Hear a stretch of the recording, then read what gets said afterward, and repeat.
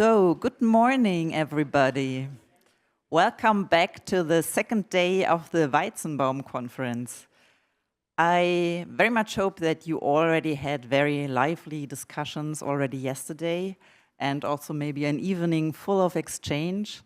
And I also very much hope that we can continue with this today. But as you may have already seen, I have to start with some bad news.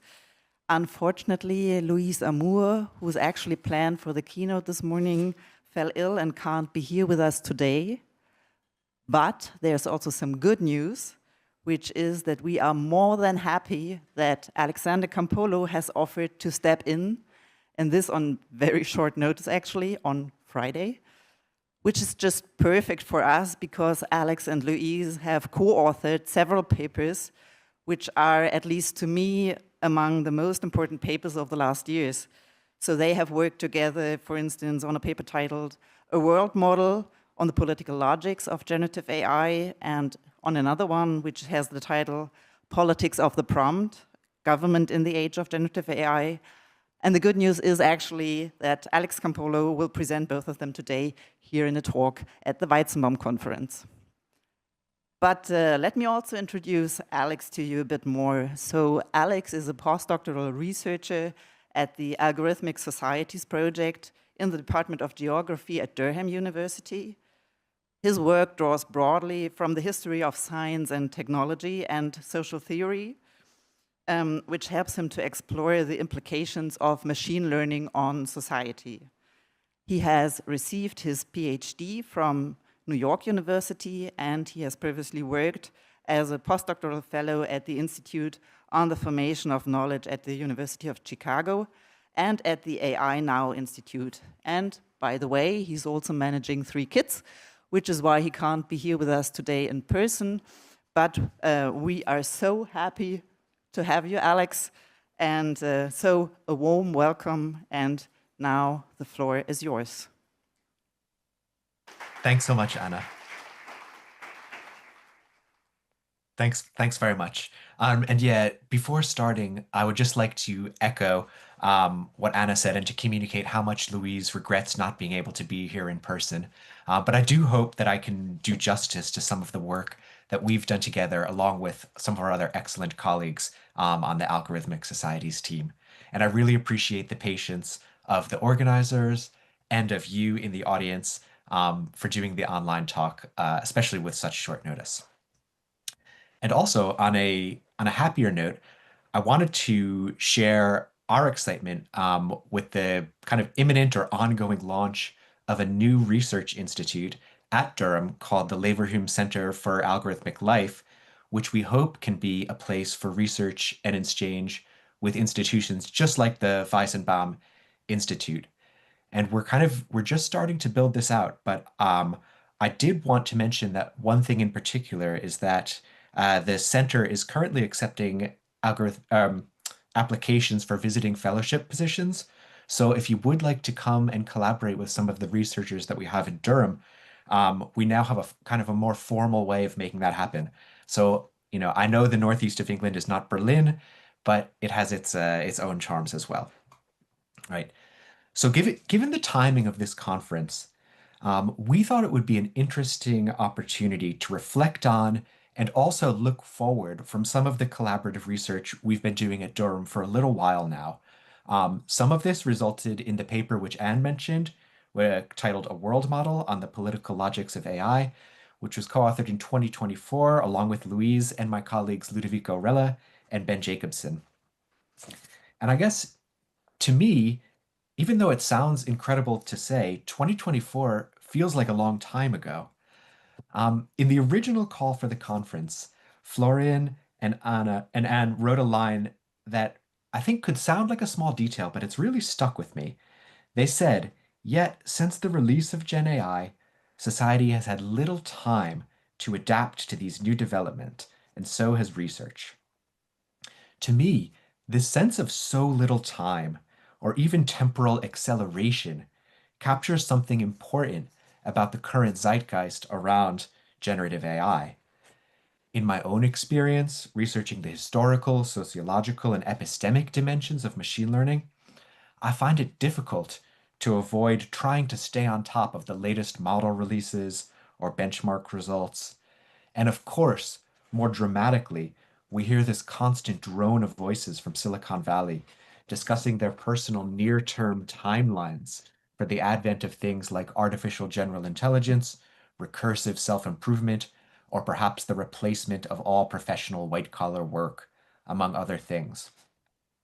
And this chart, which you see here, is produced by a Bay Area research organization called METER, which is short for Model Evaluation and Threat Research, which features prominently in the marketing for corporate research labs like OpenAI and Anthropic. And their metric of the 50% time horizon is meant to compare the abilities of AI models to those of humans. The benchmark works by measuring the time it takes for an expert human to complete various software engineering tasks, which you can see plotted on the y-axis, when the x-axis is a kind of more traditional yearly time series, which marks when a given AI model was able to complete a task with a 50% success rate. Obviously, these kind of graphs and artifacts beg a lot of questions, but what I think Meter wants us to take from it is a kind of simultaneously rapid but orderly sense of progress in which what they call the frontier time horizon doubles approximately every 7 months since about 2019. And of course, although these types of temporal metrics are to some degrees marketing for the imminent stock offerings of these companies, I must confess that this sense of speed nevertheless can produce a sense of paralysis for me, a kind of feeling of constantly moving towards an ever receding horizon. In this scenario, as our organizers recognized, we think it's important and appropriate to slow down for a moment and to look backwards, maybe just a couple of years, to this world model paper, especially in light of the kind of excellent empirical and conceptual work that's being discussed at this conference.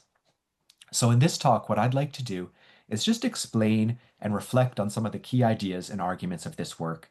And after that, I'll look forward to some of the events that have unfolded in the interim 2-year period. Right. So we began this research from basically an intuitive starting place.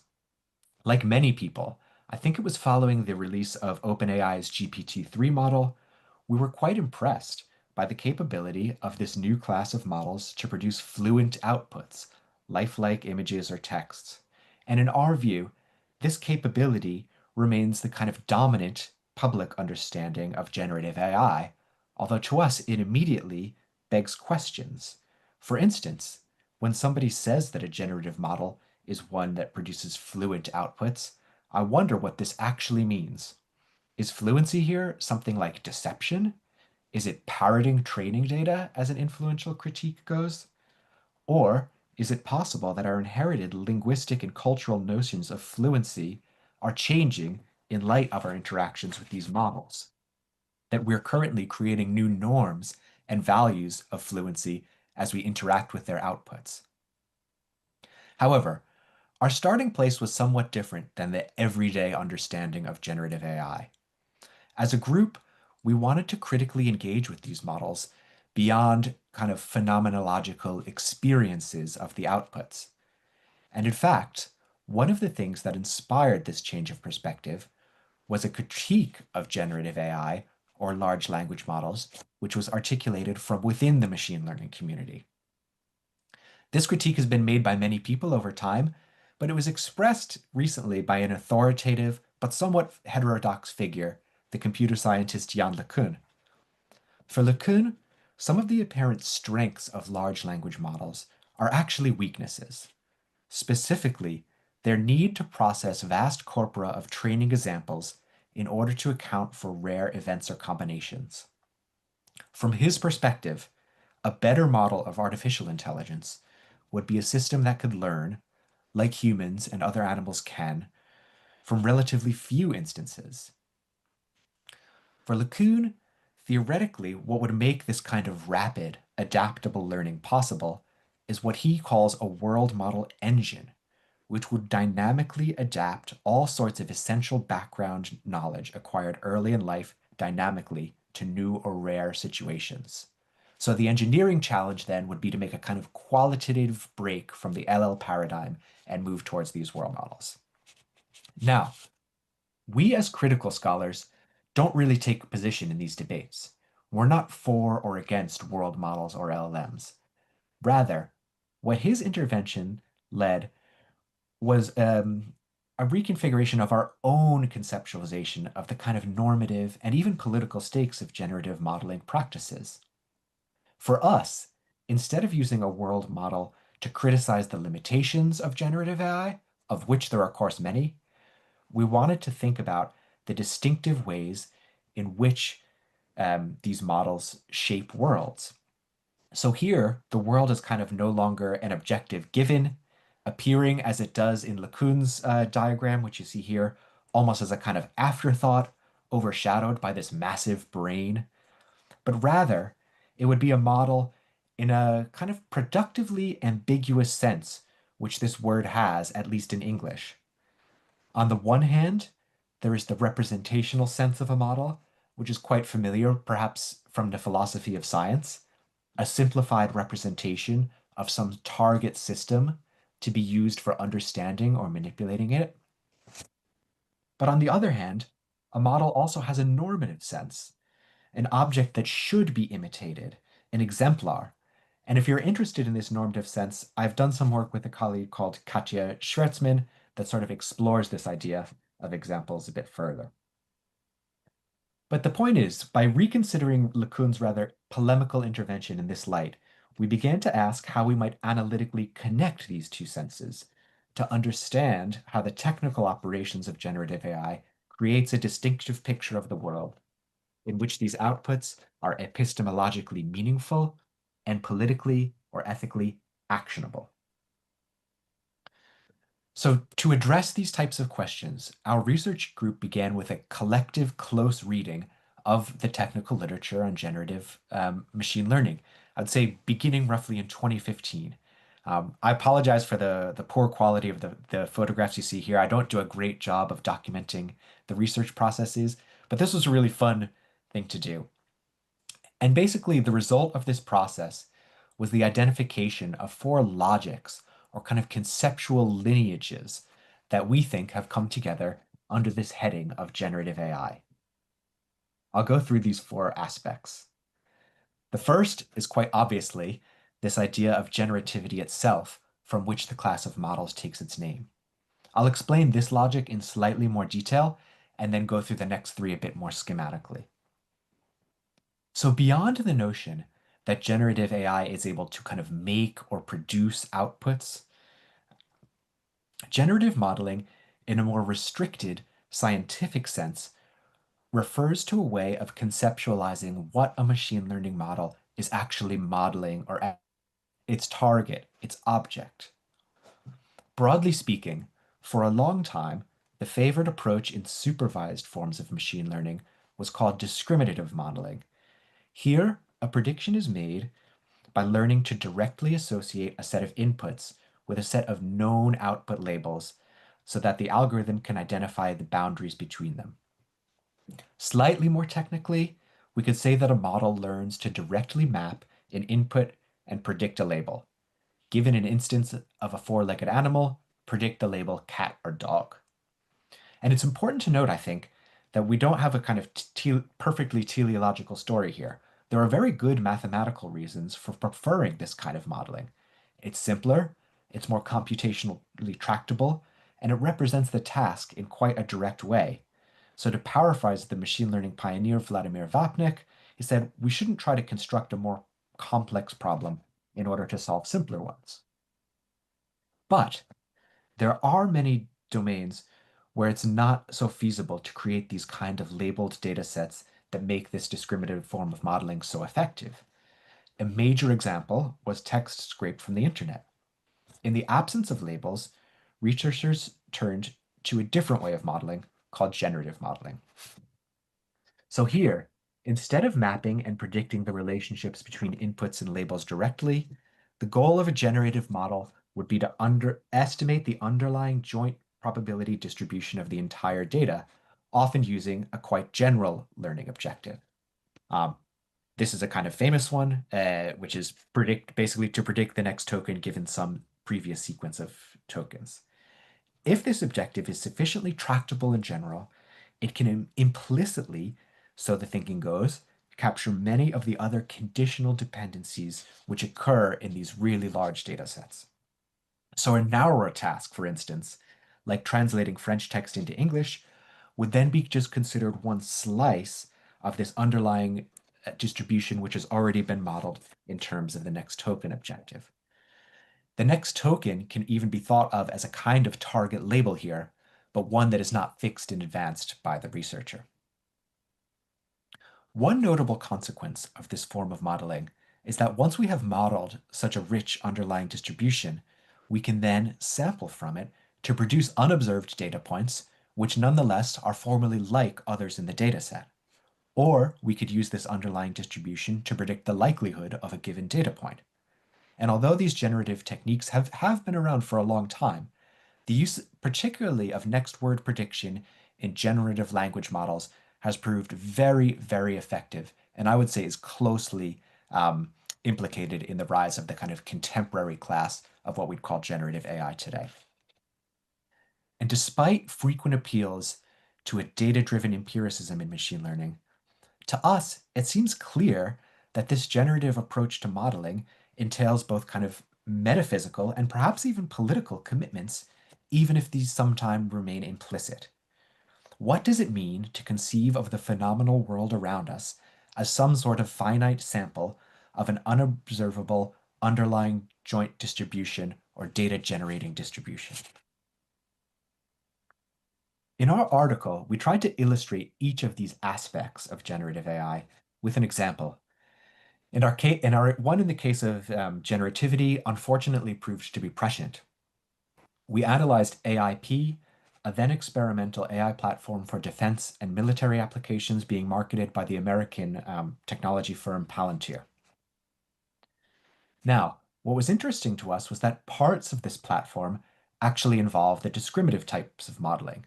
For instance, given an enemy unit on the battlefield, predict whether it should be labeled friend or enemy. However, what we did see as novel in these systems is the kind of integration of all these different tasks within generative language models. This slide shows a demo where, after targets have been identified, the AIP user can then instantaneously generate 3 courses of action for targeting enemy equipment. This generative part of the platform uses inputs to sample from its estimated distributions, outputting a set of strategic options, and even assigning them a likelihood of success in a given context. These haven't been externally labeled by humans in advance, but rather derive from relations immanent in these underlying distributions. Now, the ongoing US and Israeli war on Iran has seen these types of systems deployed at scale, although, as Kevin Baker reminds us in this very important intervention, comparatively old-fashioned databases, such as Palantir's Maven, still do most of the targeting work, in this case in the US bombing of a primary school in Minab in Iran.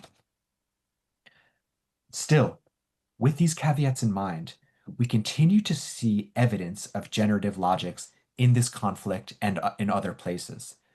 So this very week, there was a kind of curious story in the Financial Times reporting that Vladimir Putin had ordered his security services to shut down a system of 300,000 closed-circuit security cameras in Moscow. According to reporters, the reason for this is that Russian security services were worried by reports that Israeli intelligence had been able to obtain and process thousands of hours of video footage from Iran that were used to plan the assassination of Ayatollah Ali Khamenei. Although the details of these models used to do targeting, for understandably, tend not to be revealed publicly, we see evidence of this logic of generativity in action in these public reports on the systems. For instance, they describe a step change in surveillance capabilities occurring around 2023 as generative language models were integrated into these surveillance and targeting workflows. And rather than a discriminative paradigm of object recognition, we seem to have moved into a world in which these very general language modeling objectives can implicitly encode all sorts of behaviors seen on video, which in turn can be queried by operators and analysts in natural language. We find this transition from objects to behavior to be a kind of striking and, of course, ominous index of this shift. Right. So moving to the rest of the world model paper, we outline three other aspects of this logic, which I'll just mention more briefly here. Latency names a distinctive logic of compression in generative AI, where lower dimensional representations of data can surface previously hidden or unintelligible associations. The image in this slide represents how an older generation of generative adversarial models would map latent vectors onto images. And I would really recommend this article by Fabian Offert if you're interested specifically in exploring these image generation models more fully. Oops. Our own broader point is that operations like compression or dimensionality reduction may be politically significant in the sense that they evaluation, where the most consequential parts of an input are retained and the less relevant parts are discarded. To us, these compression operations always beg the question, relevance to what end? To what type of task or query? Latent spaces seem to structure the contours of these tasks and therefore boundaries between the visible and the invisible, intelligible patterns and unintelligible noise.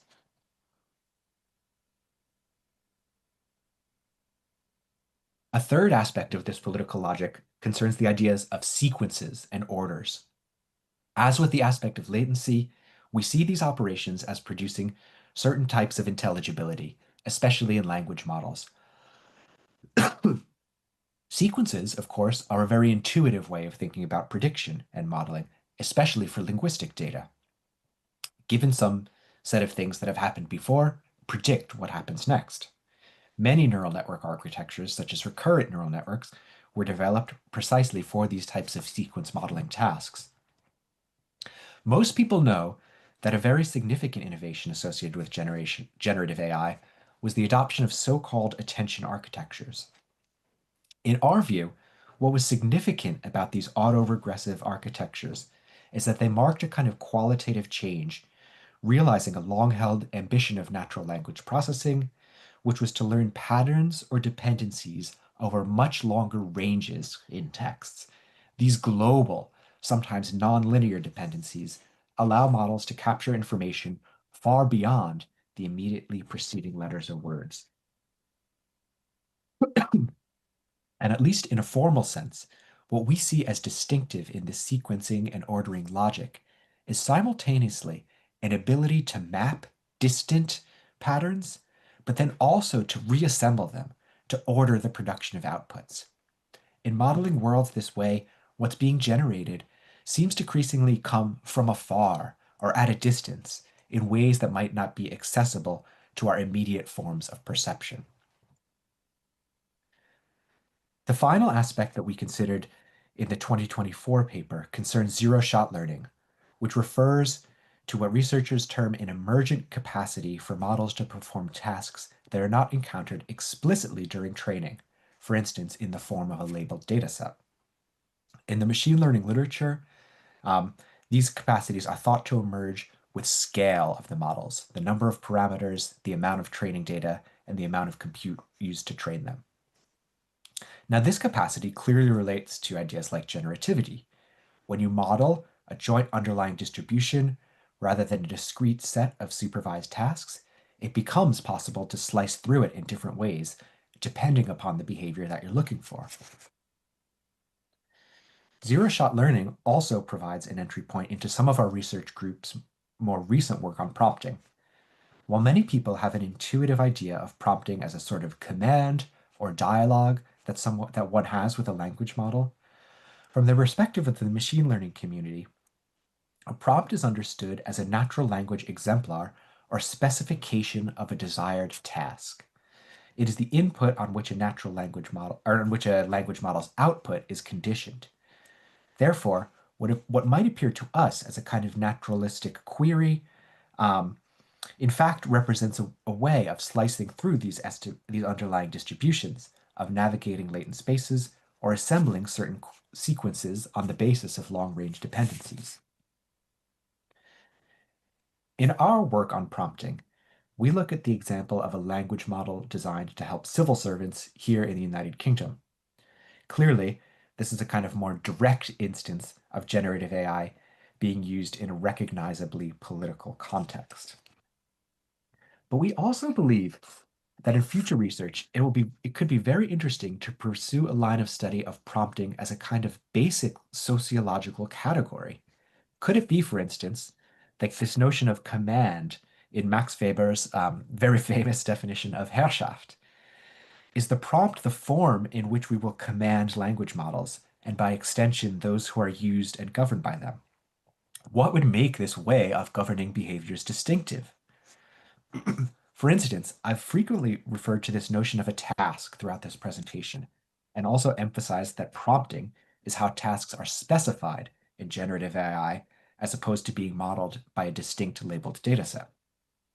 In our paper, we argue that this actually encompasses a shift from a form of action that had originally taken the form of a kind of formal or logical encoding of algorithmic rules that has been synonymous with computer programming for much of the 20th century. Instead, a prompt represents, to us, a more provisional, open-ended, probabilistic way of navigating through some modeled distribution. Further, a verb that we frequently encountered in the literature on prompting was to elicit.